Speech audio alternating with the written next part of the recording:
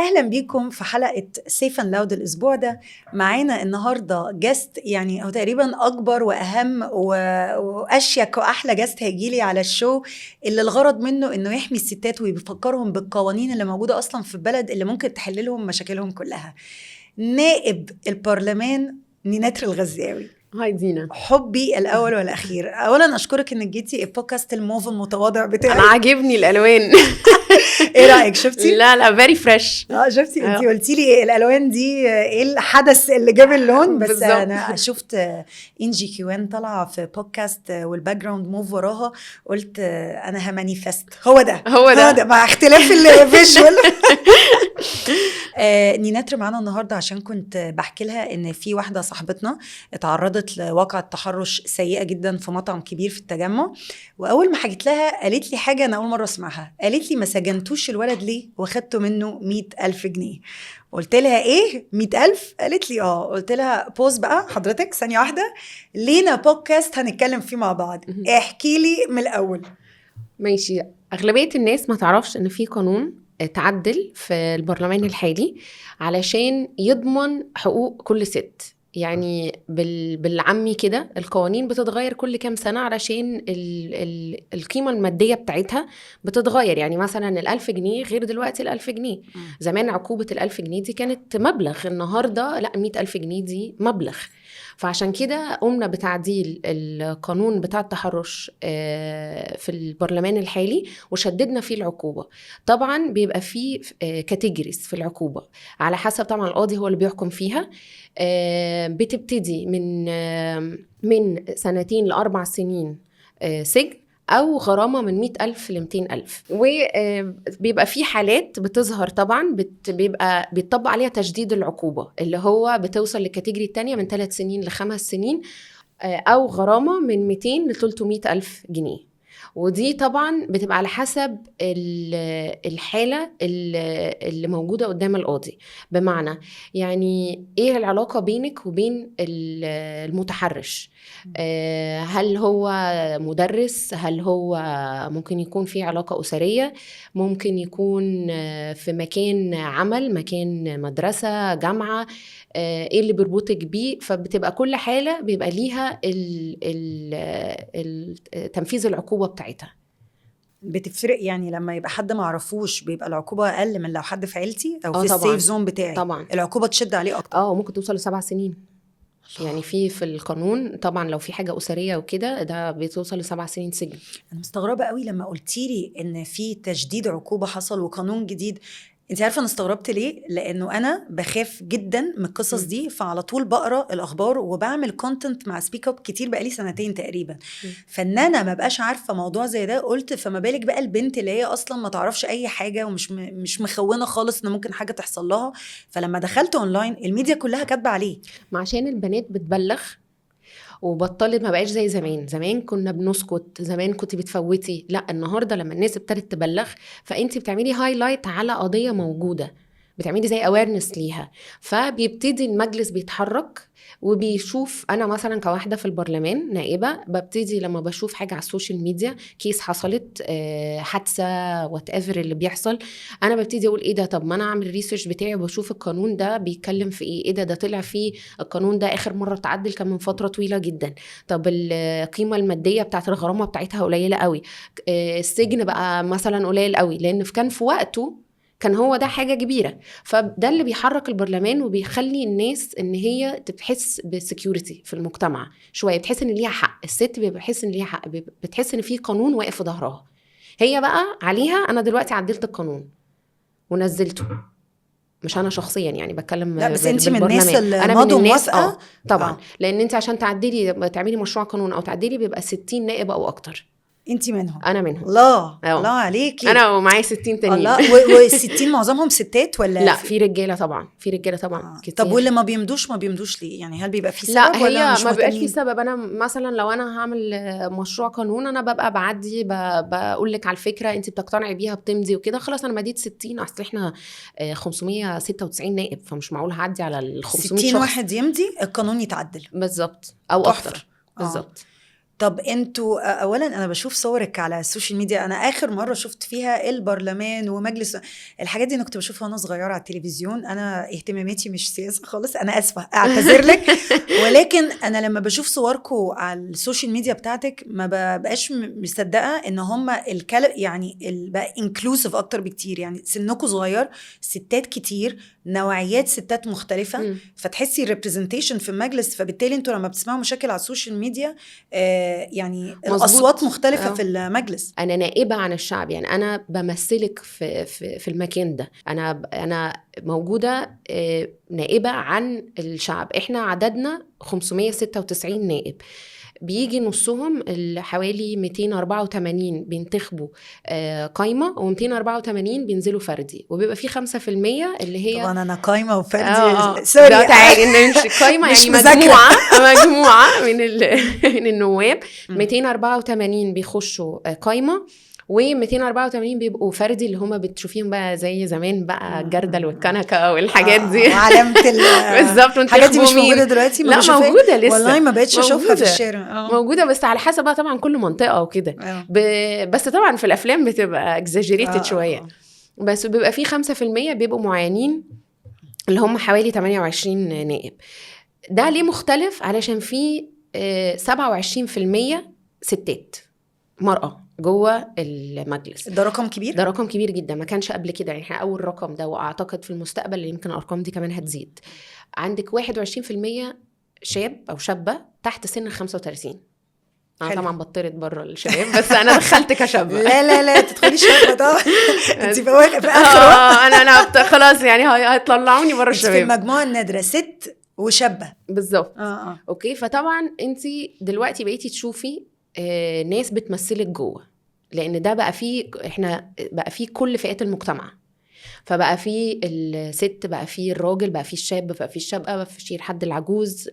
في ناس كتير بتمثلك. اكيد لو انت متعرفينيش شخصيا هتبقي عارفة حد شبهك جوه. فعشان كده انت ابتديتي تشوفي على السوشيال ميديا مواضيع قريبة منك. لا، ومواضيع اكتف. يعني هنتكلم طبعا في اشهر حاجه انا شايفاكي بتتكلمي عليها اليومين دول، وده موضوع كبير انا عايزه اتكلم معاكي فيه النهارده، وهو شركه النقل الذكي اللي ليها حادثتين كبار حصلوا.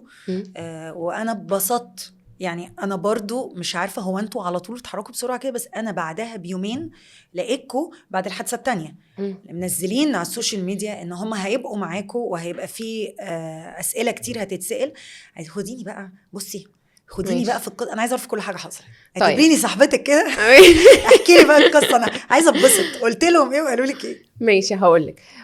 موضوع النقل الذكي ده ابتدى يبان على السوشيال ميديا، ودي أهمية السوشيال ميديا في مجتمعنا دلوقتي، لأنها بتنقلك الحدث في وقته. فالبرلمان بيبتدي يتحرك بسرعة. زمان كنت بتستني على الخبر تسمعيه آخر الأسبوع، بتنزل المجلة يوم الخميس، ففين عقبال لما بتسمعيه، وفين عقبال لما الناس بتبتدي تاخد أكشن ضده والحاجات دي. رأي عام ومشاكل بالظبط. هتعرفي الرأي العام منين؟ صاحبتك بس وكده. لكن دلوقتي خلاص كام واحد بيعمل له شير، الرأي العام بيبتدي يبقى بيتكلم بالظبط في الموضوع. عشان الناس تبقى عارفة إن أنا قدمت طلب إحاطة الوزارة المعنية اللي هي وزارة النقل بخصوص الموضوع بتاع النقل الذكي واحترامهم للقانون. هل هم بيطبقوا القانون اللي موجود ولا لا؟ عشان طلع في قانون للنقل الذكي، وفي مواد أنا هقولها الناس تبقى فاهماها برضو. وبعد كده بيتحل اللجنة في المجلس اللي هي لجنة الاتصالات، فبيحضر ممثلي وزارة النقل، وبيحضر ممثلين من شركة أوبر، مع طبعا باقي النواب اللي مقدمين نفس الطلب. وعملنا ناقشنا القضية دي واتكلمنا في مواد القانون، لأن كان في قانون صادر برقم 87 لسنة 2018 طبقا لرئاسة الوزراء. طبعا عارفة بتكلم قانون وانتي وش كده قلب كده مثلا. اوكي. بس في مواد في القانون زي جايد لاين الشركه دي بتمشي عليها. اوكي. المواد دي بتديكي رخصه، بتقولك ان انت لازم تقدمي مستندات عشان يطلع لك رخصه. فالمفاجاه ان الشركه ما عندهاش رخصه، ما خلصتش، ما عندهاش ترخيص. ودي اكبر شركه نقل ذكي في مصر. ليه؟ لان هي عندها 250,000 عربيه بتشتغل معاهم. بس في شركات تانية ممكن مثلا 4. الأسطول بتاعهم يبقى ما بين 30-40 ألف، بس هو عشان منتشر أكتر فأنت سمعتي عن الحادثة عنده أكتر، بس مش نفس معناه الاسبوع حصل حادث في شركات تانية. بالظبط عشان ما نبقاش بنلقي الضوء على شركة واحدة، لا أنا بتكلم عامة شركات النقل الذكي بالظبط. أوكي. فده مادة موجودة في القانون. في مواد تانية اللي هي مادة رقم 9 فيها ألف وب وجيم ومش عارف ايه الكلام ده كله، بتديكي بقى جايد لاين ليه ازاي بتنقي السائق اللي هم بيسموه كابتن. السائق ده المفروض بتنقيه خلقيا، وبرضه بيكون عنده اكسبيرينس، يعني معناتها بتعملي له فيش، بيجي الشركة أكيد معاه فيش ومعاه ورق ومعاه بطاقته. أغلبية الشركات برضو اتفاجئنا، مش بس شركة معينة، أغلبية الشركات عشان تحقق عدد كبير من العربيات بتتعامل مع ثيرد بارتي اللي هو مين؟ سمسار. تعالى هات لي سواقين أو هات لي عربيات تشتغل علشان أنا يبقى عندي شركة بحقق مثلا أرقام معينة وأبقى أنا منتشرة أكتر يعني في السوق. فدي طبعا بتوقعك في حاجات كثيره جدا، ان انت بتبقيش عارفه السائق ده بيهيفير بتاعه عامل ازاي، هو جاي منين، خلفيته عامله ازاي، ورقه سليم ولا لا، الفيش بتاعه سليم ولا لا، فاهماني؟ طبعا الفيش بيبقى كله 3 شهور، فده برضو على الشركه ان هي لازم تجدد الفيش بتاعها. بالظبط، هو ده اللي اقصد، سليم ولا لا. عندك بند تاني في القانون بيقول انه لازم الشركه بتعمل راندم التشيك على المخدرات والالكول بنسبة 0.5%، وبتيجي الوزارة بتراقب على الشركات دي شهريا. يعني أنا المفروض شهريا أعمل 0.5% لسواقيني راندم تشيك على المخدرات والالكول التعاطي بتاعهم، وبطلع الريبورت ده، وبتيجي الوزارة تيجي تشوف الريبورت ده راندملي على أي شركة شهريا. أوكي. فطبعا انت عندك اهي دي تاني حاجة ممكن ما تكونش موجودة. سواق طبعا ما بيتعمل لهمش تحاليل، او لو مش هيتعمل هيبقى قليل قوي، بيتعمل لعدد قليل، مش موجودة خالص. انا ما اعتقدش ان هي موجوده، لانه لما احنا جبناهم في اللجنه وكلمنا معاهم انا ما طلعليش ريبورت. انا طلبت من شركه اوبر، قلت لها سمحتي وريني الريبورتس وقولي لي ان الراجل ده فلت. ما عنديش مشكله، فين الريبورت؟ هم ما قدموش ريبورت. فده اللي ما كانش موجود في اللجنه. الحاجه التانية كمان عندك ممكن اعرف مين اللي حضر من اوبر؟ فاوندرز الشركه ولا اللي حضر من اوبر كان في 3 ممثلين للشركه، طبعا كل واحد طبعا حسب اختصاصاته في الشركه نفسها، وهم اللي كانوا بيردوا على الاسئله وهم اللي بيناقشوا في اللجنه. برضو القانون بيقول لك انه لازم يبقى فيه كواليتي كنترول على العربيات. طبعا احنا عارفين الظاهره ان العربيات كلها مترربه، العربيات الشباك مفتوح، بتدفعي فلوس زياده وعايزه تتهوي بالتكييف. فانا مش فاهمه الموضوع ده بيبقى زياده شويه على الشركه. ايوه بالظبط. فطبعا الحاجات دي مواد دي موجوده في القانون ده بقى ليه ما بيتنفذش المواد اللي فيه دي؟ ليه انت كشركه هي مديالك جايد لاينز تمشي عليها، انت ما بتمشيش عليها؟ وليه في خلل في الرقابه على الشركات دي؟ فهي دي بقى اللي عملت المشكله اللي موجوده دلوقتي.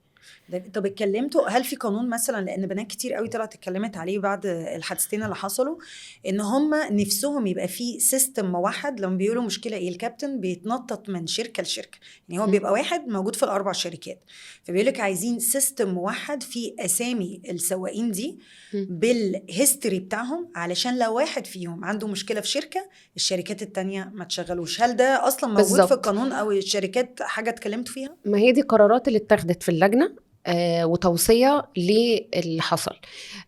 قمنا بالموضوع ده مهم جدا، ان لازم يبقى فيه قاعدة بيانات موجودة مربوطة مع وزارة النقل، علشان الكلام اللي انت بتقوليه ده، لو الشركة الفلانية عينت واحد طلع مثلا اسلوبه مش كويس، بيتعاطى مخدرات او عمل جريمة بطريقة ما، خلاص انا ببلغ القاعدة دي، او القاعدة دي ليها اكسس مع الشركة دي، بحيث انها تربط كل الشركات اللي موجودة. لان النهاردة انت عندك 2-3، بكرة هيبقى عندك 4-5 في مصر. فمش معقولة ان انا هبقى بس مدية قاعدة بيانات لشركة واحدة، انا محتاجة يبقى ليا كنترول على البيانات دي. الحاجة التانية كان الزرار بتاع الSOS اللي قالوا هيتم تطبيقه، بس انا ما وافقتش عليه. انا كلمت قلت لهم معلش يعني بالبلدي كده، انا لما هبقى قاعده في مشكله هدوس رقم الزرار وبعدين اقعد اسمع موسيقى تحدثي باللغه العربيه وبريس 2. ما هو في اجانب بتركب هو ومش ده في على ناس بتتكلم الابلكيشن، انجليزي. هو ده الابلكيشن تفتحي الاب وتدوسي. SOS بالظبط. مفيش بقى اسمعي انترنت، مفيش 4G، مش افرض بقى انا في هتدوسي. حته ما فيهاش انترنت موبايل بالظبط. قطع. ما هو افرض موبايلي قطع بالظبط، انا مش عارفه طب ابلغ. هم قالوا الاس او اس ده لما تدوسي عليه هيحصل ايه؟ فالمفروض بقى ان هو هيشوف بقى يكلم السائق او يوصل ليه ويشوف السائق المشكله. اللي هو مش في وعيه، ما اللي هو بالظبط. مش هيرد على فطبعا ده تليفونه. براكتيكاليتي على ارض الواقع ده مش موجود، يعني السيستم ده هيبقى صعب قوي يتطبق.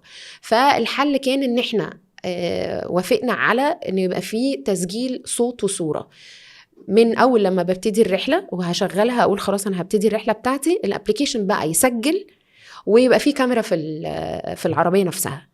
اوكي، دي بقى بتبقى مربوطه طبعا برضو مع لازم الجهات المعنيه علشان يبقى ليها رقابه في الموضوع ده. ما هو برضو لما يعني لما يحصل مشكله، ما هو خلاص بقى انت متسجل صوت وصوره وبتدي الارم بقى. السيستم ده بقى سيستم الشركه تشتغل عليه، مش اختصاصياتي يعني. ما بعد الواقع او اثبات لما بعد الواقع، لكن هو مش هيحميها قبل. اللي ما انت لو يحميها بقى مشيتي على المواد قاعده البيانات، بتالي هي دي اللي تحمي البنت قبل ان من بالزبط. الاصل السواق يبقى محترم يعني. بالظبط. ما انت لو مشيتي على المواد اللي القانون قايل لك تمشي عليها اوكي، وانت اكيد شركه عالميه جايه، يعني اكيد عندك اللائحه الداخليه بتاعت الشركه اللي تعرفي تقولي المواد بتاعتها وتطبقيها، هتتفادي ده. ما انت خلاص انت عملتي فلتريشن، فالحادثه لما هتحصل هتبقى قليله جدا او ممكن ما تحصلش تاني. وده برضو خلينا نرجع انه البنات بلغت. انت ما كنتيش هتعرفي عن الحادثه غير لما هي بلغت ومامتها وقفت معاها. هو ده المفروض الوعي اللي يكون في المجتمع. لما يحصل مشكله لازم نروح نبلغ، لان القانون مديكي حقك. والام لازم تقف مع بنتها لما يحصل لها مشكله. ما بقناش بقى زي زمان بندفن البنت بقى والعار والحاجات دي. يعني ما ينفعش. كنا مع دكتوره منى رضا استاذ طب نفسي امبارح، كانت بتتكلم ان الامهات كتير جدا بتبقى عايزه ما تصدقش، يعني هي مش عايزه تصدق ان بنتها حصل لها حاجه، وعايزه تحس انها لسه في الامان اللي هي الصوره اللي عاملاها لنفسها. فلا بلاش نتكلم على الموضوع ده. ففعلا الامهات لازم تقف مع ولادهم وتاخدهم يبلغوا. مظبوط. في برضو مشكله تانية في اوبر او في الشركات دي كلها، ان ما حدش بيتكلم معاكي. يعني انت الموضوع كله انت بتتكلمي اونلاين ديجيتال، فانت لو حتى واجهتي مشكله انت هتعملي ايه؟ هتبعتي مسج او ايميل وتستني لما يردوا عليكي؟ يعني هل دي حاجه برضو اتكلموا فيها؟ ما هو ده اللي انا كنت بتكلم فيه، بقول احنا ما عندناش السيستم ده في مصر. يعني احنا ما عندناش الحاجات دي. انت مش في امريكا مثلا بتكلمي 911 واتس يور ايمرجنسي، العربيه بتتحرك everything is connected هاي سبيد انترنت، الراجل في خلال دقيقه دقيقتين بيبقى عندك وفاهم وكونكتد بالمكالمه صوت وصوره وسمعك عشان لما يوصل ياخد الاكشن على طول. احنا ما عندناش السيستم ده لسه في مصر. فالشركه ان هي تقول انا هعمل SOS، طيب انت بقى عشان هتطبقه على 250,000 عربيه النهارده، انت بعد عقبال لما تدرسه وتطبقه انت هتبقى almost 300,000 عربية. فاهماني؟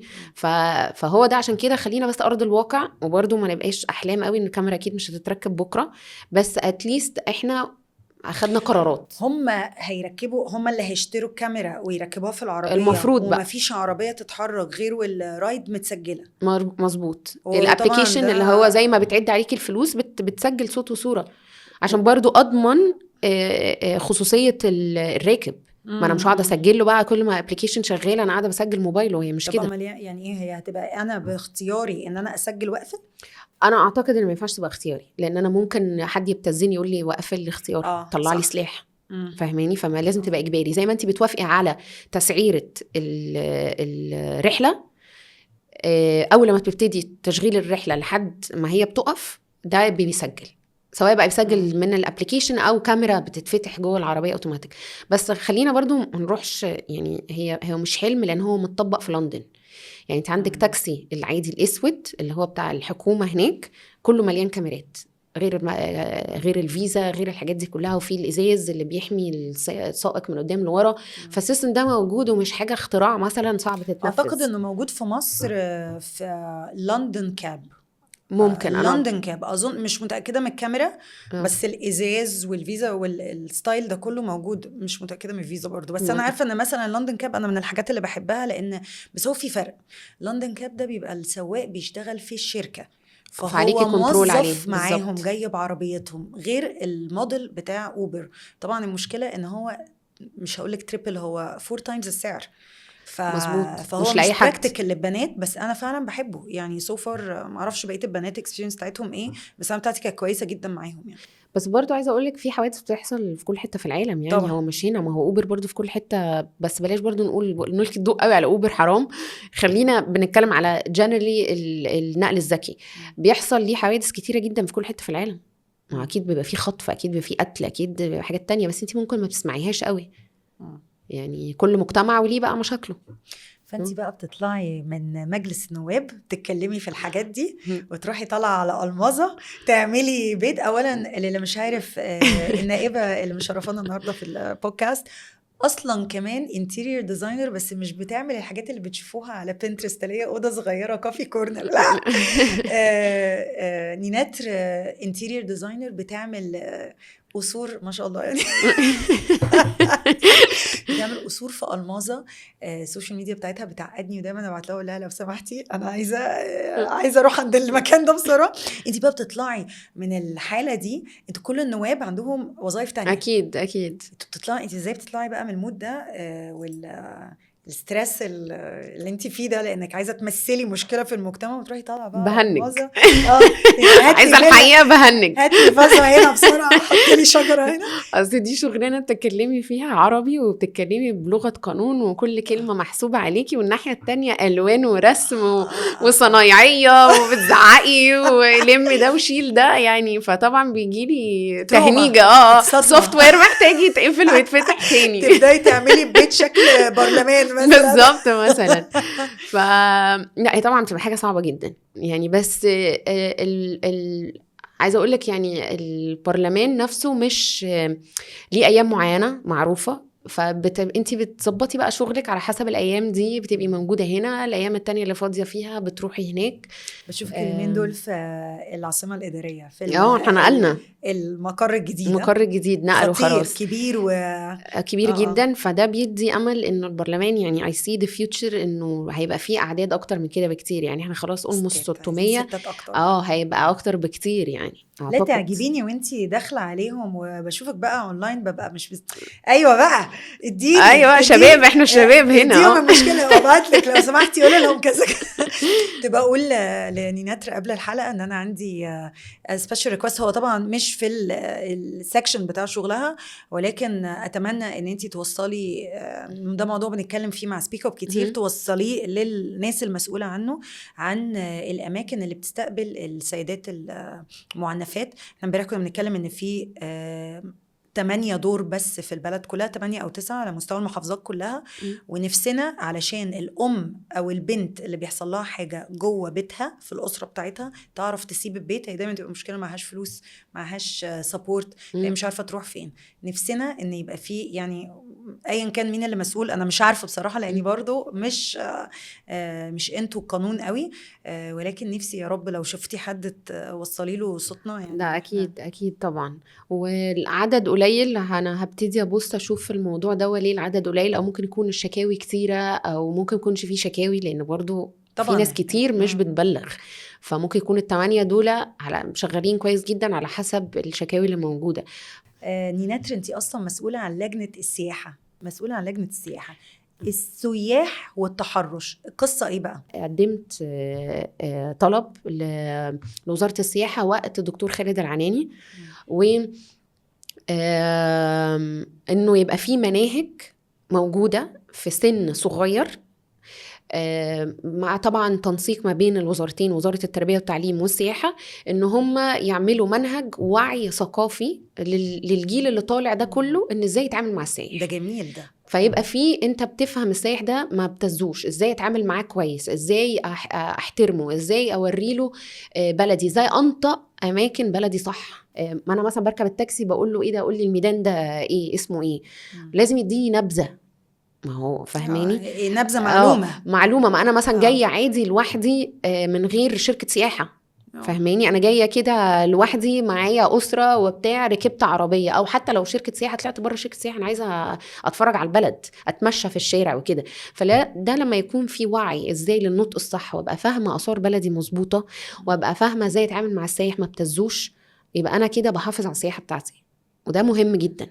فده هي برضه هيبقى مبقاش فيه انواع من انواع التحرش، بس هي مش جنسيه يعني او لفظيه، هي بتبقى ابتزاز اكتر، ابتزاز مادي، مادي او اي حاجه أنا تانية أول بقى. مرة أفكر في ده على إنه تحرش، يعني عمري ما فكرت فيها كده. انا يعني تعجبيني تعجبيني. وصلتوا لحاجة في أي تغيير بيحصل؟ اتوافق عليه، وانا يعني آملة من وزارة التربية والتعليم ان هي تنزله السنة دي في المناهج. اوعي يعني يا 5 رب. ابتدائي، بقول لك ايه، انا عديت 5 4 ابتدائي. انت عيالك امتى بس عشان انا تخلي عيالي داخلين المنهج 6، قبليهم؟ ابوس ايدك، مش عايزه اي خلاص مذاكرات رابعة زياده، ابتدائي اللي كلهم هعلمهم بيصوتوا هنا. منها. هعلمهم هنا بس بلاش منين. ماشي. نينات، شغل رائع.